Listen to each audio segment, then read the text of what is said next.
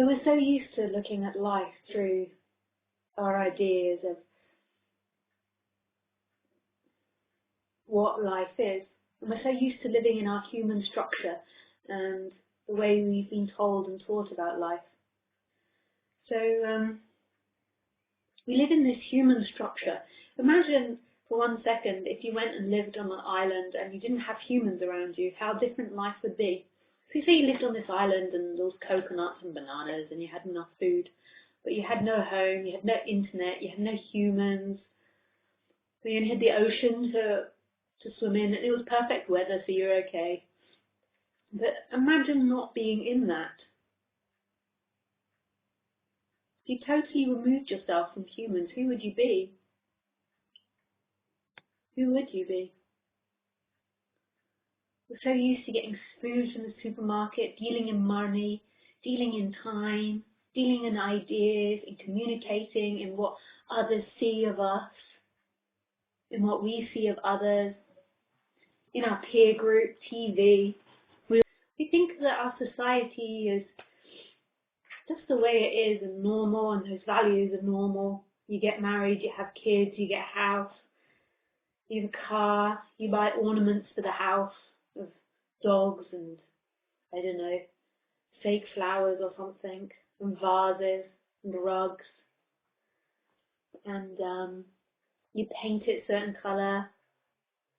You go and shop in a certain supermarket, you drive a certain way, and if it takes 10 minutes to get into the supermarket car park, you think that's terrible.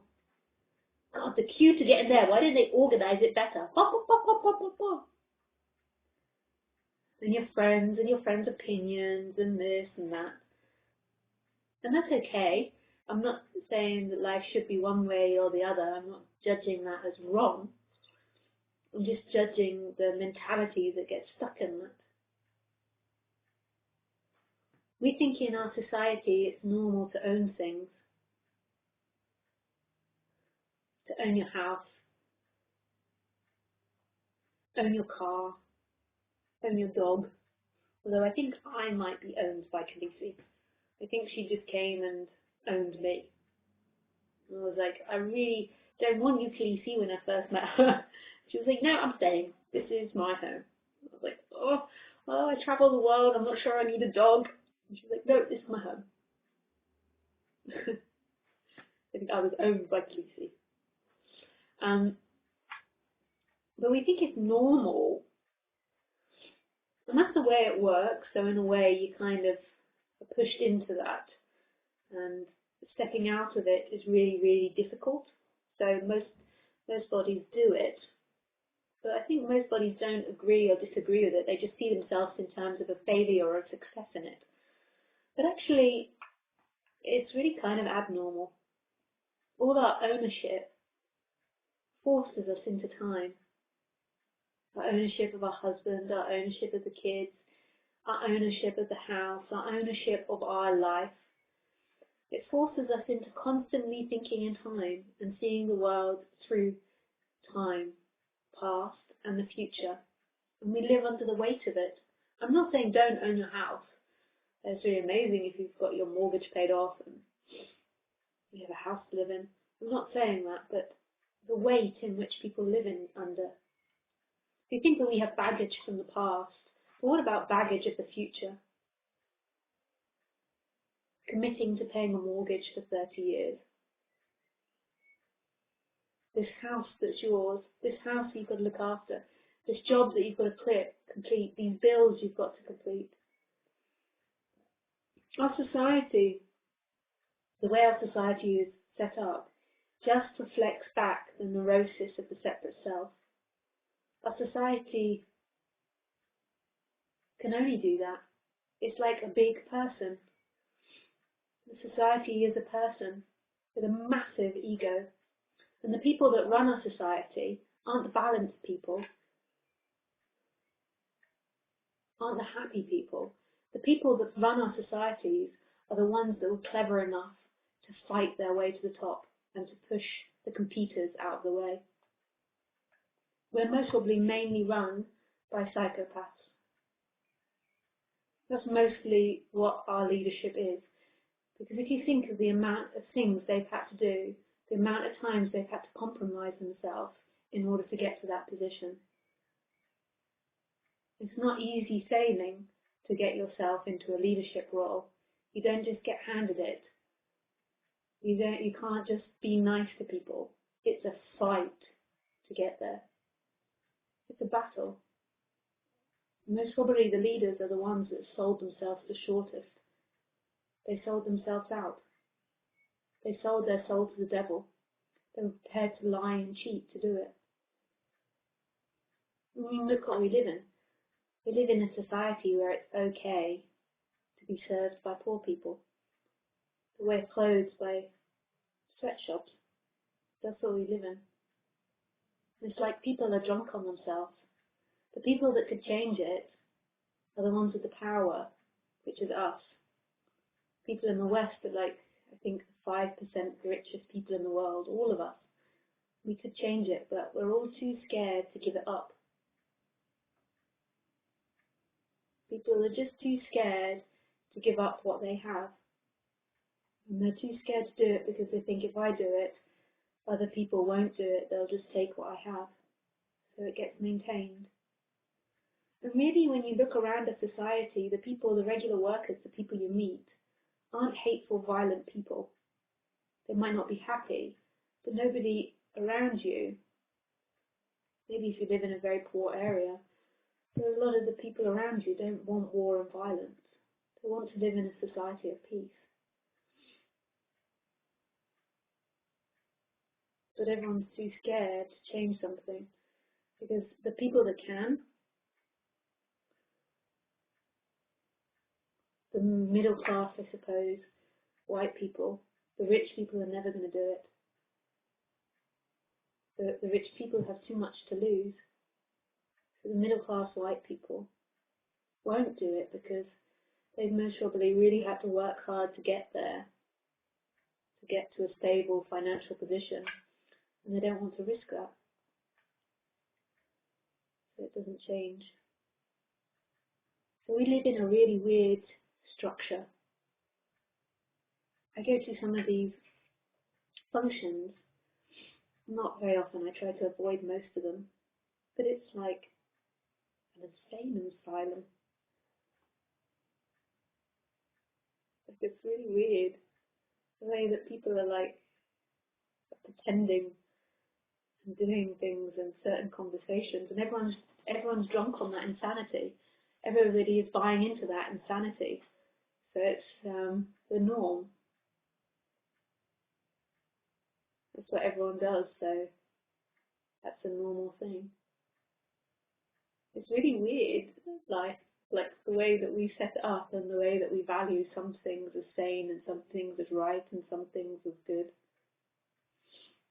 The internal and the external world is the same thing. Most spiritual seekers, they want to, and maybe why they come to me, because they look at me and they think, oh, she looks normal. They want to keep their life and wake up. So they want to keep the external neurotic patterns and wake up. So they want to keep working if they've got a job addiction, or keep drinking if they're an alcoholic, or stay with a husband or wife that they're not happy with because of financial reasons or because they're too scared to leave. So in the external, they don't want to change anything, but they expect to wake up. Now, to wake up, it's not a process where you can go A to B and you can know how it goes. But as you become less and less identified, you're less and less likely to play neurotic games. So to play games out of lack and fear. And I know you mostly look at me and think I'm a total hypocrite because of the way I look. But I've never had a home of my own. I've never planned for a home. I've never had a job where I've had a regular income. I've always lived on the edge. I often get criticism because I say things like this, and then people, I think English, maybe you think I come from a rich background. I'm not sure though, because you can also tell that I've got a little bit of common accent, but sometimes it goes into posh. So I've always lived on the edge. I've had no one there to save me. I've risked it all the time. I've lived all over the world.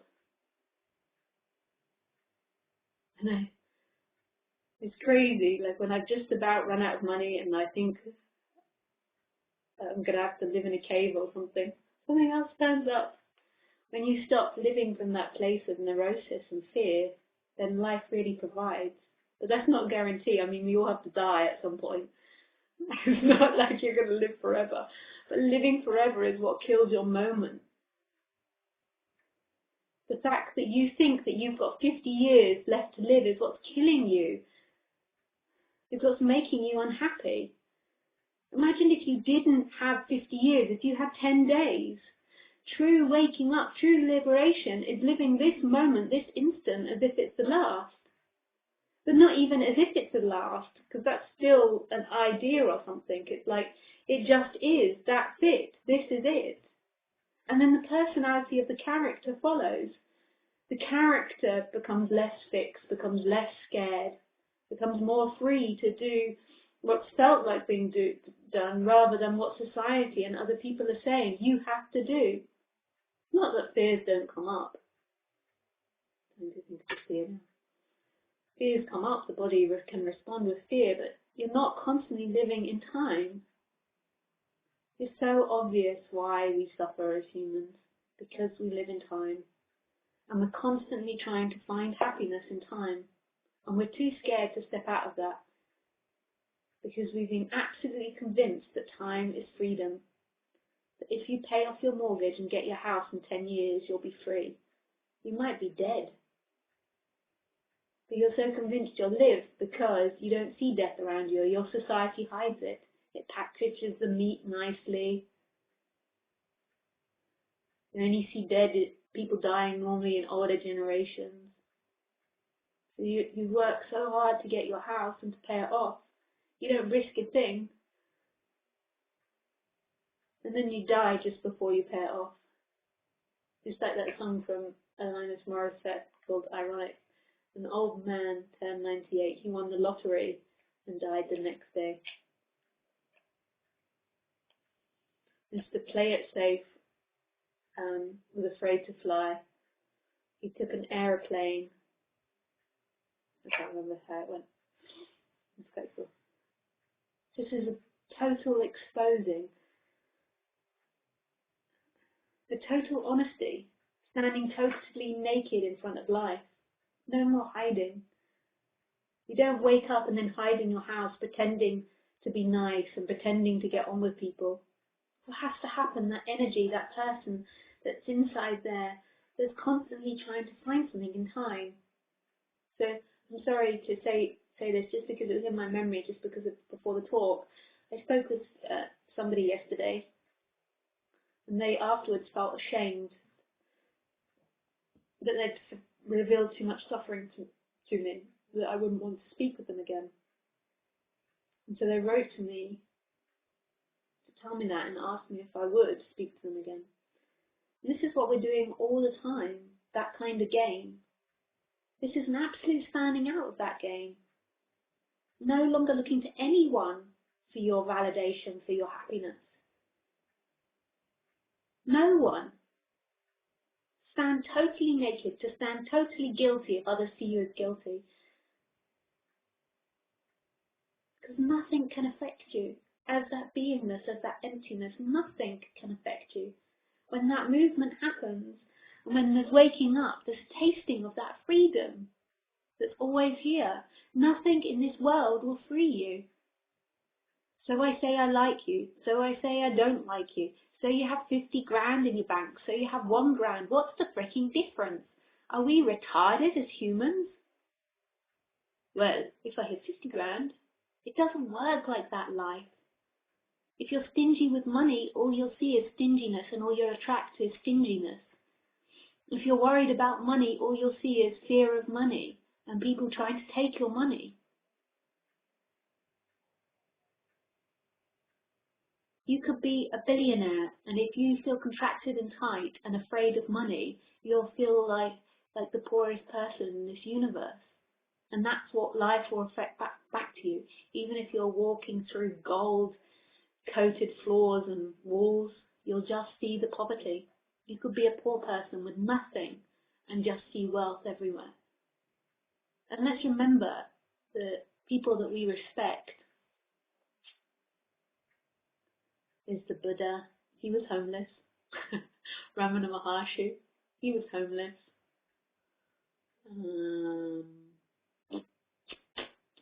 There's lots of others. Not very many women though. I was trying to think of a woman one today.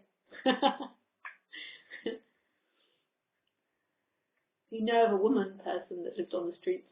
A woman brewery or speaker. It's the same with family. If you're in really neurotic family situations, why are you staying? Oh, but there's nobody there, so I can't do anything about it. Oh yeah, and as the plane crashed down, he thought, well, isn't this nice? This is being so brave that if needs be, if that's the way things go, there's a stepping out of society. There's a willingness to be totally alone, totally rejected by humans. I mean, look what happened to Jesus. He got killed for it. Although you could see that story in lots of different ways, lots of different metaphors. This is the most radical subject there is. It takes away everything until all that's left is what's happening. And you can be a rich man, you can be a poor man. You could be living in a war zone. You could be living in a city. You could be living in paradise. But all would be the same. All would just be freedom everywhere. And there's contraction, you can be in paradise and it's hell. And there's not contraction, you could be in a war zone and there's peace. I'm not saying we don't do things about the war zone. I know that's the thing that the mind always projects. I'm not a fan of this society, which I say a lot.